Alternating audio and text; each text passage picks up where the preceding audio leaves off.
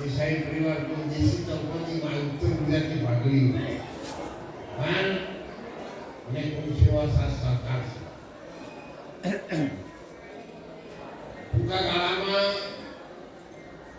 આપણે રણુજામાં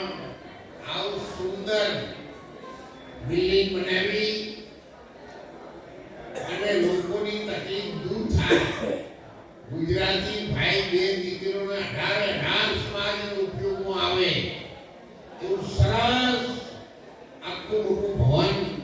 આશ્રમ બનાવવા આપણે જઈ રહ્યા છીએ. વિચારોથી શરૂઆત કરી દેજો.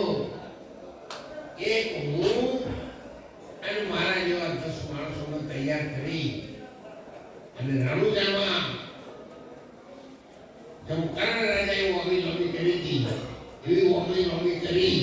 અને બિલ્ડિંગમાં હું મારા અંતરથી તન મન ધનથી સેવા કરતા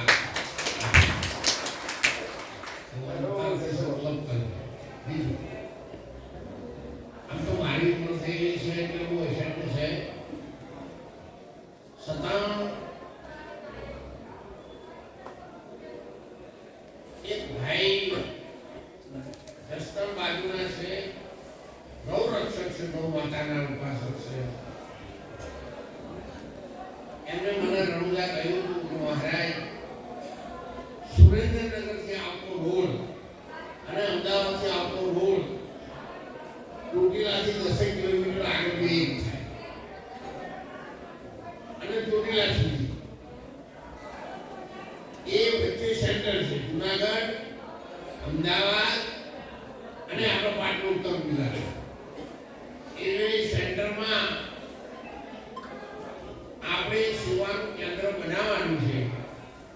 અને એ સેવાનું કેન્દ્ર બનાવવામાં લગભગ સંપૂર્ણ બધું સેવા સહકાર હું આપીશ પણ જો તમે હા પાડો તો હું એ દિશા તરફ આગળ વધું. અને મારા મેં તો વિચાર કર્યો કે ભાઈ જો કદાચ અમદાવાદ સુરેન્દ્રનગરથી કોઈ આવતું હોય અને મોડા વહેલું થાય તો નાહવાનું ધોવાનું ખાવા પીવાનું રહેવાની વ્યવસ્થા તો એને મળી જાય. મળી સવારે ફેર ગાડી થઈ રહે રણુજા સોમનાથ બધે ફરે સોમનાથથી ડાયરેક્ટ થાય તો ચોટીલા તરફ આવે તો પણ એ માણસને રાતમાં રહેવું હોય તો પણ રહી શકે. આપણે જે છે આપણે એવડી જગ્યાએ પકવાન ખબર બધું કરી ખીચડીએ પણ ખાય વિહોમો કરે એટલું તો એને જસ્ટ કેમ લાખો લોકો આવે એ જગ્યા જો કદાચ થાય એમાં બહુ આપણે મોટું કરવાનું નથી પણ શોર્ટ તંબુ જેવું કરીને